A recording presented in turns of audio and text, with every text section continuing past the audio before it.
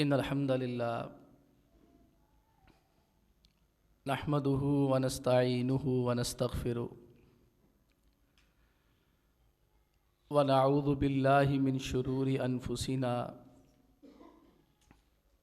ومن سیئات اعمالنا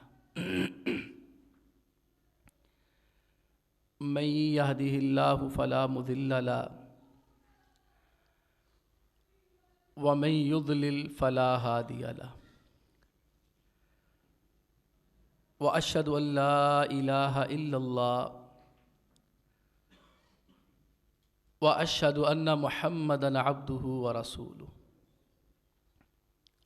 أما بعد فإن خير الحديث كتاب الله وخير الهدي هدي محمد صلی اللہ علیہ وسلم وشر الامور محدثاتها وكل محدثة بدعة وكل بدعة ضلالة وكل ضلالة في النار قال الله تعالى فی محکم تنزیلی یا ایہا الذین آمنوا ان جاءکم فاسق بنبأ فتبینوا ان تصیبوا قوما بجہالۃ فتصبحوا علی ما فعلتم نادمین۔ محترم بھائیو،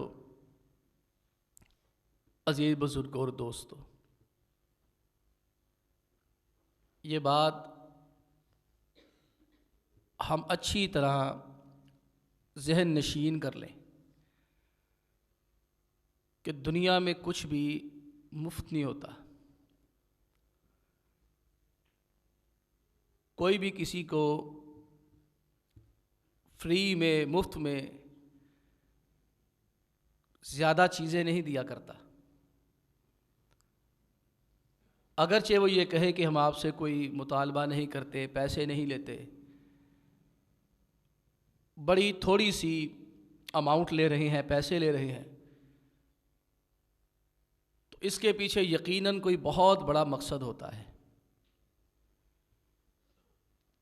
اگر آپ سوشل میڈیا پہ غور کریں تو یہ انتہائی سستا اور آسان ہے، اور شاید ہی جتنا اس ملک کے اندر سستا اور آسان ترین ہے دنیا میں کسی ملک میں ہو۔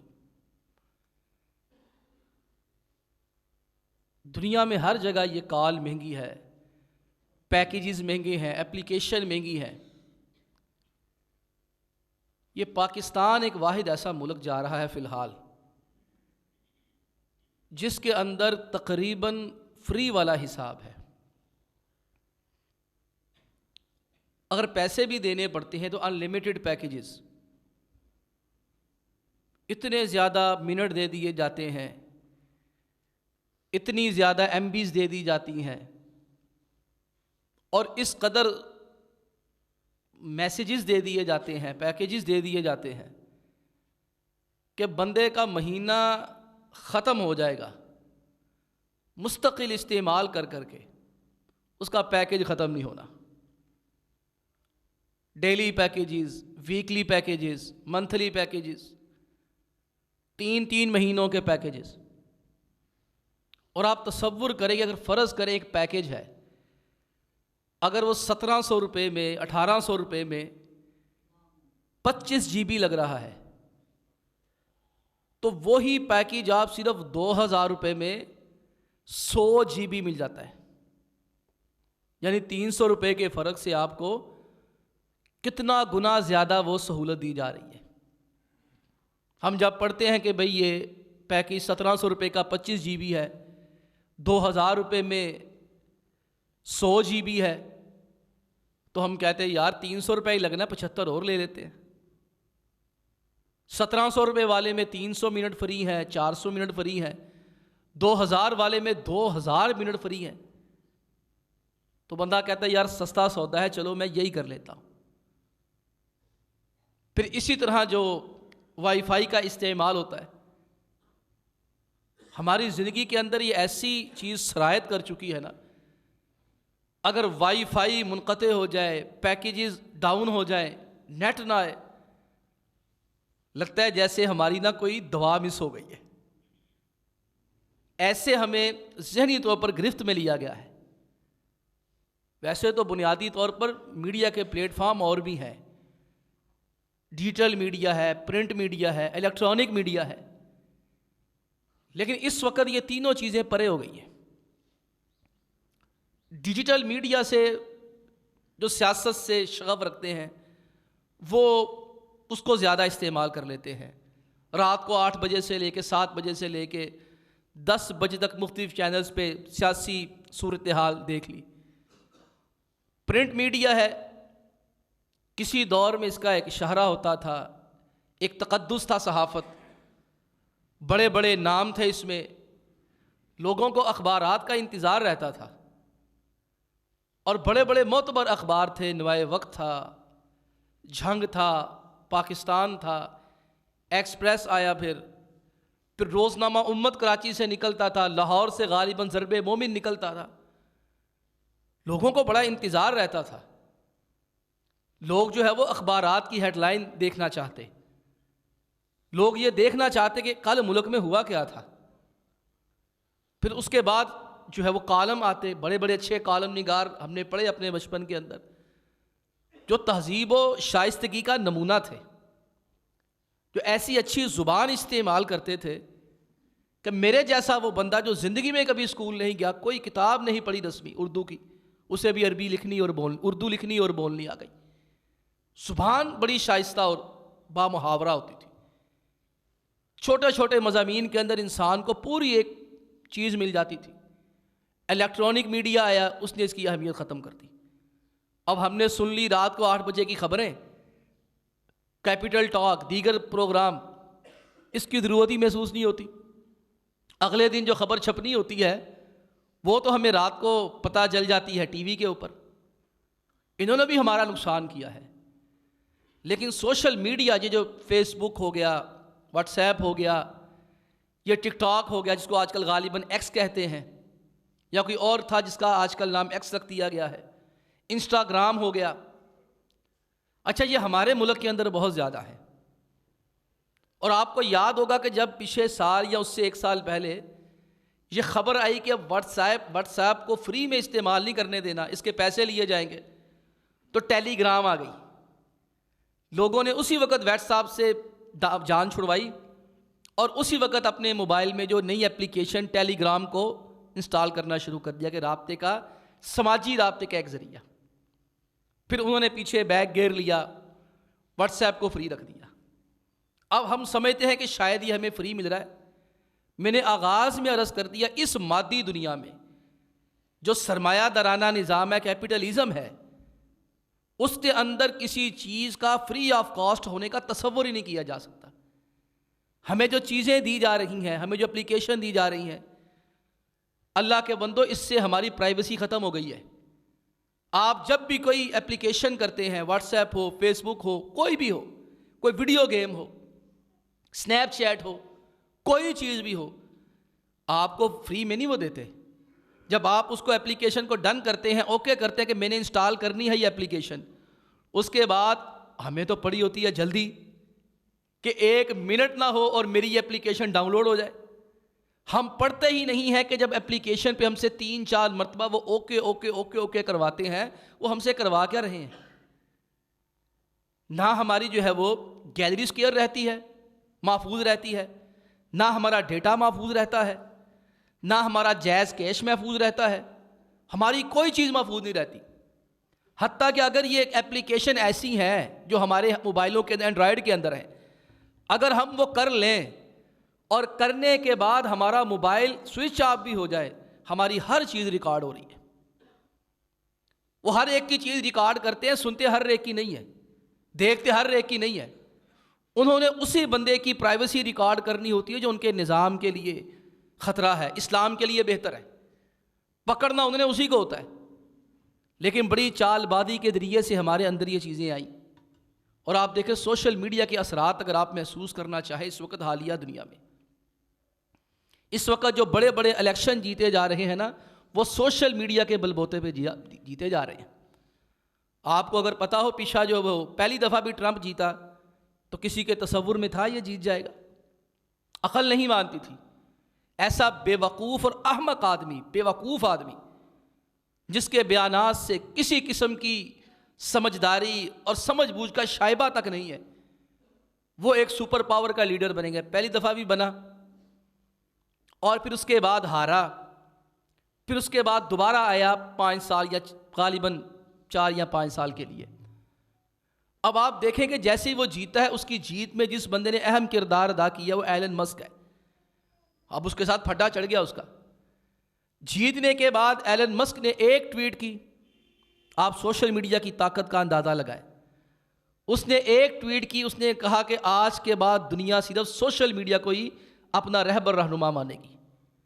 اس سے کہا ان الیکشن نے ثابت کر دیا دنیا کے اندر ڈیجیٹل میڈیا، الیکٹرانک میڈیا اور پرنٹ میڈیا سارے فارغ ہو گئے۔ اب دنیا کی ذہن سازی کالم نگار نہیں کرتا، جو 8 بجے کے بعد ٹی وی پہ بیٹھا گھنٹہ 9 بجے تک لگاتا ہے وہ نہیں کر رہا۔ میری اور آپ کی مذہبی اور سیاسی ذہن سازی یہ میڈیا کر رہا ہے۔ میرے اور آپ کے دلوں کے اوپر یہ چھایا ہوا ہے۔ اس نے ایک ٹویٹ کے ذریعے سے بتا دیا دنیا نے چلنا کس طرف ہے۔ اسے کہا اب دنیا کیسے چلائی جائے گی، اس کا جو معیار ہے، پیمانہ ہے، اس کا تعین یہ سوشل میڈیا کیا کرے گا۔ اب آپ دیکھ لیں اس ملک کے اندر، آپ دیکھیں ایک ٹویٹ کر دی جائے کسی سیاسی یا مذہبی رہنما کی جانب سے، لوگ ذرا سی بھی زحمت گوارا نہیں کرتے کہ دیکھ لیں یہ سچ کہہ رہا ہے کہ جھوٹ کہہ رہا ہے۔ ہمارے ملک کے اندر اب یہ گرفت آنا شروع ہوئی ہے۔ سعودی عرب کے اندر مجھے یاد ہے طالب علم تھا یونیورسٹی میں، ہم سے خیر وہ پہلے ہی وہاں سے نکال دیے گئے، تو یہاں پاکستان میں آ کر کچھ عرصہ مشہور بھی رہے۔ اب اس دور میں سعودی عرب کے اندر دھماکے ہوئے تھے ریاض کے اندر، اور ایک دفعہ ہی وہاں پر دھماکے ہوئے ہیں۔ وہاں دیکھیں گرفت کیسی ہے۔ وہ جذباتی نوجوان تھا، سوشل میڈیا کے اوپر اس وقت یاہو میسنجر ہوتا تھا، MSN اور یاہو۔ وہ یاہو کے اوپر کسی کے ساتھ، گھر والوں کے ساتھ بات کرتے کرتے اس نے اتنا ہی کہا یہ بہت اچھا ہوا۔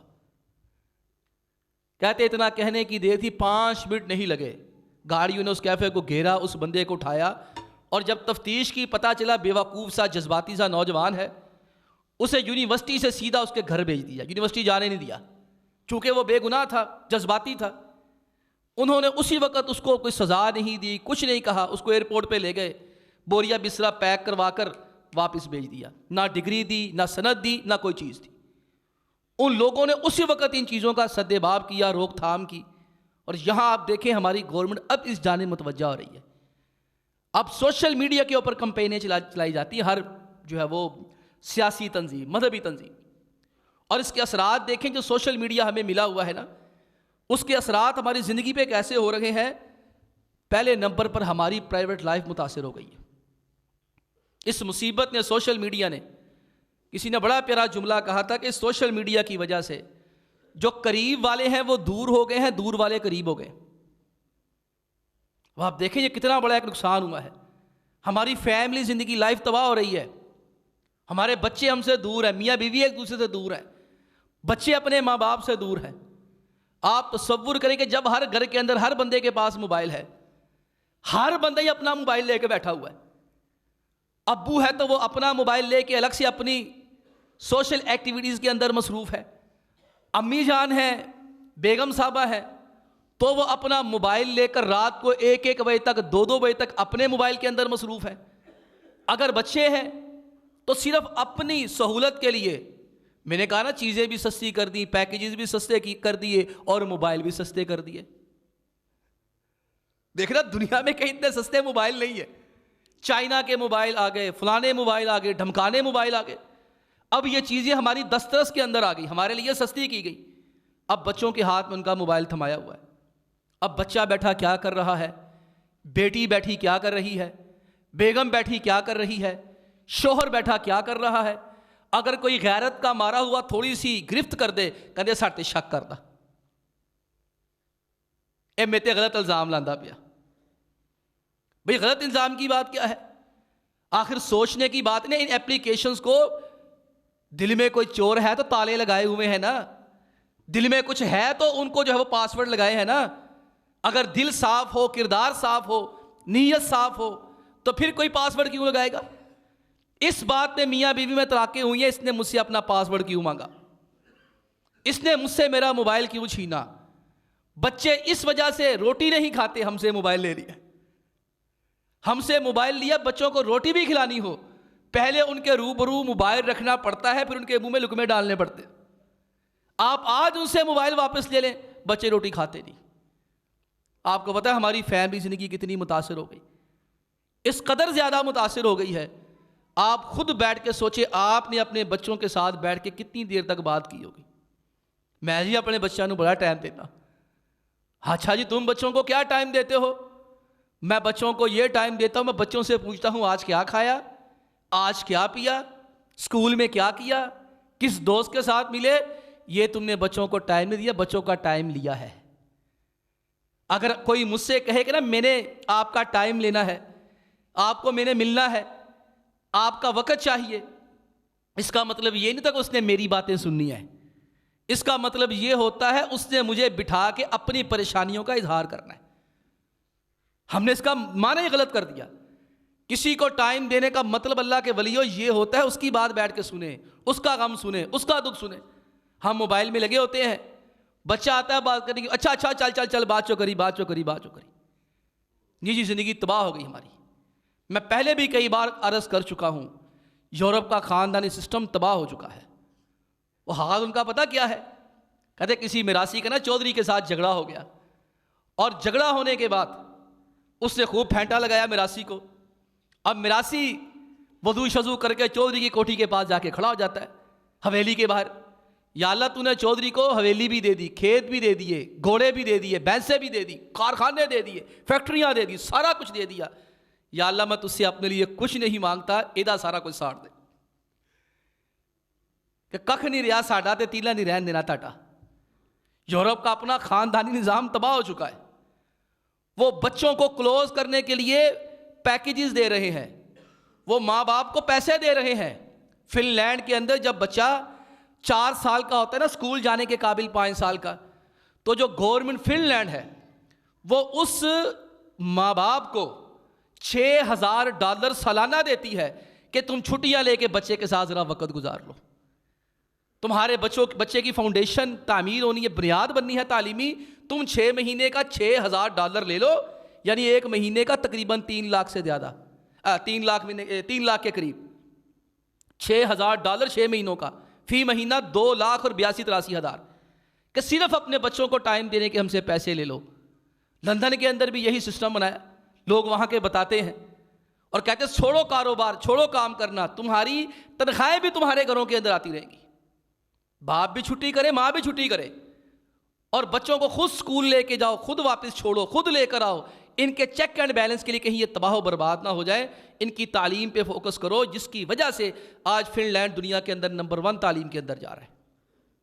اور ہمارا حال دیکھیں، میں آپ سے پوچھوں آپ کے بچے کا قرآن کا سبق کہاں ہے، ناظرے کا سبق کہاں ہے، کون سی کلاس کے اندر پڑھ رہا ہے، کون سی کاپیاں ہیں اس کی، کون سی کتابیں ہیں اس کی۔ اللہ دے بندے ہو، پیو صرف پیسے واسطے رکھیا ہے، پھون پٹاکے واسطے رکھیا ہے، انہاں کماں نوں رکھیا ہے، کوئی پیسے، بھائی پیسے لینے اس کا فرض بنتا ہے، لیکن کیا پتہ لے کے جا رہا ہے وہ کیا لے کے جا رہا ہے۔ اللہ کی قسم تباہ ہو گیا سسٹم۔ میں یہ نہیں کہتا کہ آپ اس کا استعمال کرنا چھوڑ دیں، مجھے پتہ ہے میں بھی نہیں چھوڑ سکتا، آپ بھی نہیں چھوڑ سکتے۔ یہ نشہ ہے، نشہ جو ہماری رگوں کے اندر سرایت کر چکا ہے۔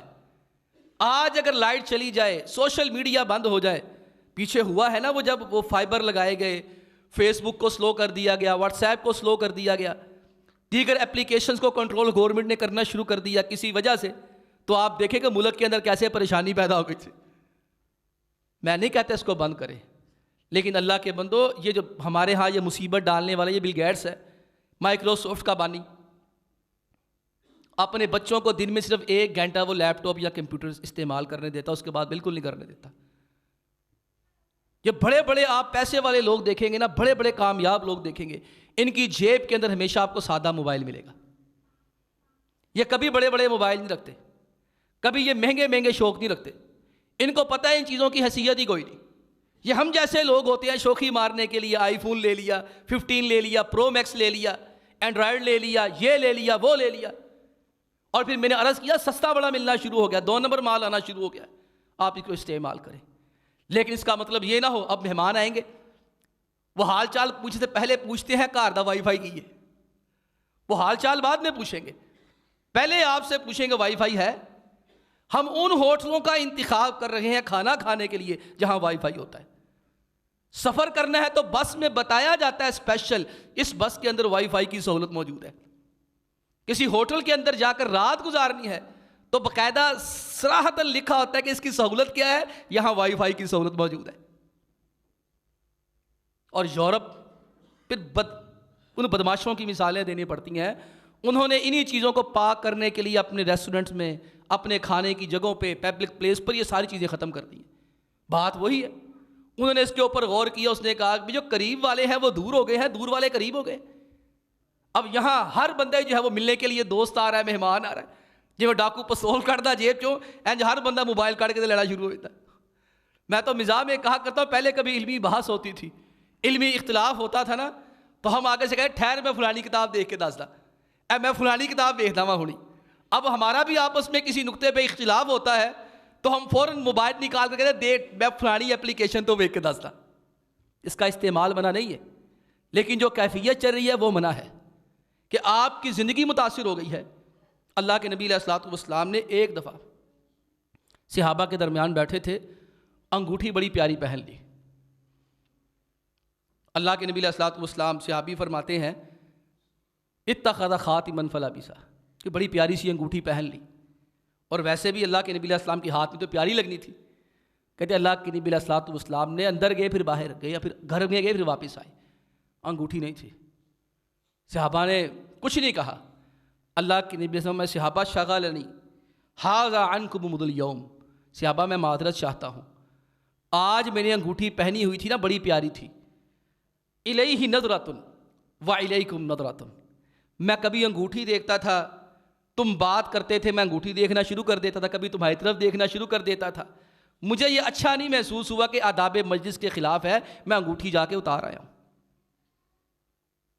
اب مجلسیں ہماری ہو نا وہاں پہلے سے طے ہو, کسی نے موبائل کوئی نہیں کرنا, سارے رشتہ دار اکٹھے ہو رہے ہیں, بیٹھے ہوئے ہیں, اس کی دعوت بھی کی ہے, اس کی دعوت بھی کی ہے, اس کو بھی بلایا ہے, اس کو بھی بلایا ہے, اور ہر بندہ جناب اللہ باتیں کرنے کی بجائے ایک دوسرے اپنے اپنے موبائل پہ لگے ہوئے ہیں. پھر کہتے رشتے بڑے کمزور ہو گئے, رشتے کمزور ہو گئے ہیں. اللہ کے بندوں یہ نجی زندگی متاثر ہوئی ہے. حسد کس لیے بڑھ گیا ہے؟ اس سوشل میڈیا کی وجہ سے. اس سوشل میڈیا کی وجہ سے تباہی کی آئی ہے. وہ لطیفہ پھر چلا تھا نا بڑا مشہور کہ کسی ڈاکو نے کسی گھر کے اوپر ڈاکہ ڈالا, اس خاتون کو ساتھ لیا, اور اس خاتون کو ساتھ لیا اور اکیلا اکیلا گھر لے کر گئے. ڈاکو نے کہا کھولو, وہاں پر وہ پڑا ہوا ہے, اس نے وہ نکال کے دیا, کھولو اس کمرے کے اندر یہ پڑا ہوا ہے, کھولو یہ چیز بھی تمہارے گھر کے اندر تھی, وہ کدھر ہے؟ تو خاتون خانہ بڑی حیران ہوئی, کہتی گھر تو میرا ہے, آپ لوگوں کو کیسے پتا چلا کہ میرے گھر کے اندر کیا کیا چیزیں ہیں؟ انہیں کہا باجی اسی تاڑے فیس بک فرینڈ ہے گیا, تم جو چیز خریدتی ہو نا اس کی تصویر نکال کر سوشل میڈیا پہ ڈال دیتی ہو. پھر کہتے بچے بیمار ہو گئے, بچوں کو نظر لگ گئی, بچے ٹھیک نہیں ہو رہے, کاروبار نہیں چل رہا, فلاں ہو گیا, یہ ہو گیا, وہ ہو گیا. اب یہ سوشل میڈیا کی کرم فرمائیاں ہیں میرے عزیز میرے بھائی. سجن کوئی کوئی کہ دشمن ہر کوئی. اللہ نے نعمتیں عطا کی ہوتی ہیں, کسی اچھے ہوٹل میں کھانا کھا لیتے ہیں, اب جناب وہ اپنی بھابھی کو جلانے کے لیے, نند کو جلانے کے لیے, فلانی کو جلانے کے لیے, مرد بھی کرتے ہیں, خواتین بھی کرتی ہیں. اللہ کی بندیوں میں ذرا یہ چیز ذرا نازک مزاج ہوتی ہیں, زیادہ ہوتی ہے. اب کوئی شاپنگ کی ہے, اس کی جنابے والے سارے سٹیٹس لگائے جا رہے ہیں, اس کو پورا تصویروں کی شکل میں اپنے واٹس ایپ کے اوپر بھی لگایا جا رہا ہے, اور اپنے فیس بک پہ بھی لگایا جا رہا ہے, اور نیچے جو ہے وہ لوگوں کے تبصرے خوشی خوشی سننے کے لیے کہ ماشاءاللہ سبحان اللہ سننا ہے, اور بار بار کھول کے دیکھ رہے ہیں کتنے لائک ہو گئے ہیں, کتنے کمنٹ ہو گئے. پھر یہ بھی ہمارے ہاں ایک مزاج بن گیا ہے, جو لائک کرے گا وہ ہمارا دوست ہے, جو ان لائک کرے گا وہ ہمارا دشمن ہے. یعنی خود ہی ساری چیزیں اپنے ذہن سے بنائی ہوئی ہیں. اللہ کے بندو یہ بچوں کی تصویریں نا سوشل میڈیا پہ ڈالو, پھر کیمروں کے اندر کشش ایسی ہوتی ہے, فلٹر ایسے لگ جاتے ہیں, اور بندہ چاہے خوبصورت نہ بھی ہو خوبصورت دکھائی دیتا ہے۔ بچے تو ویسے ہی ہوتے ہی معصوم ہیں، ہوتے ہی پیارے ہیں، ان کا چاہے جیسا رنگ ہو، جیسی ان کی شکل ہو، وہ جیسے چھوٹے ہوں وہ لگتے ہی پیارے ہیں، لیکن وہ ایسی چیزیں پہنا کر، ایسے خطرناک قسم کے رنگ لگا کر بچوں کو جو ہے وہ سوشل میڈیا پہ دیکھتے ہیں، پھینکتے ہیں، پھر کہتے ہیں بچہ بیمار ہو گیا، یہ ٹھیک نہیں ہو رہا۔